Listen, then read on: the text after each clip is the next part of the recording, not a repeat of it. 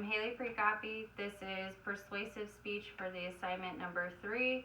My audience this morning is my sister, my mother, and my father.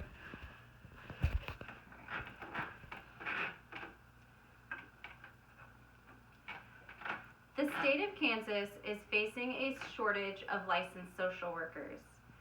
Currently, let me share a couple of numbers with you. 67,930.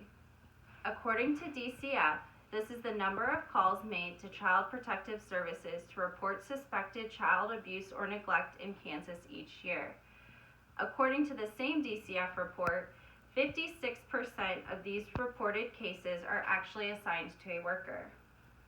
Finally, 200. This is the number of unfilled positions that should be filled in DCF by a licensed social worker.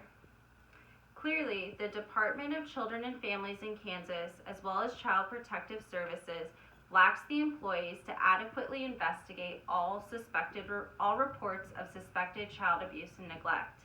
When a report is made either by a family member or a mandated reporter, they are required to report any suspected abuse or neglect case without substantiation. The substantiation falls on the shoulders of the DCF investigators and DCF workers.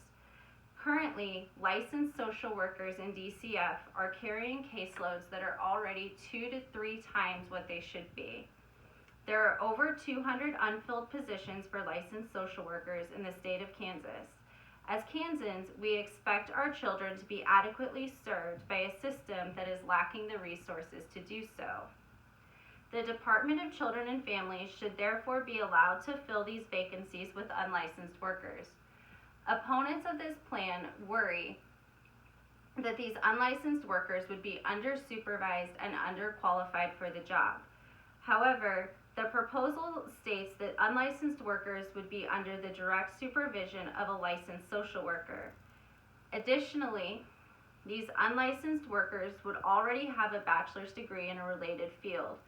For example, these workers would already have psychology degrees, human services degrees, or have degrees in child development.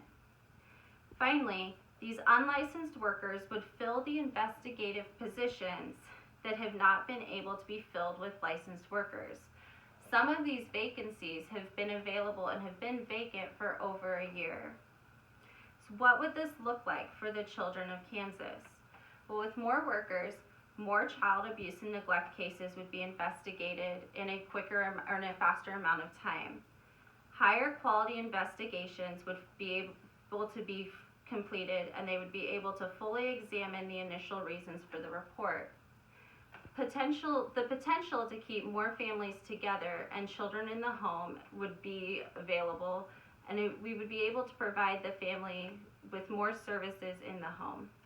Finally, workers who are less overworked and happier with their jobs ultimately would lead to better job performance and lower worker turnover. Today, I appeal to you to support the use of qualified unlicensed workers in the child welfare system of Kansas.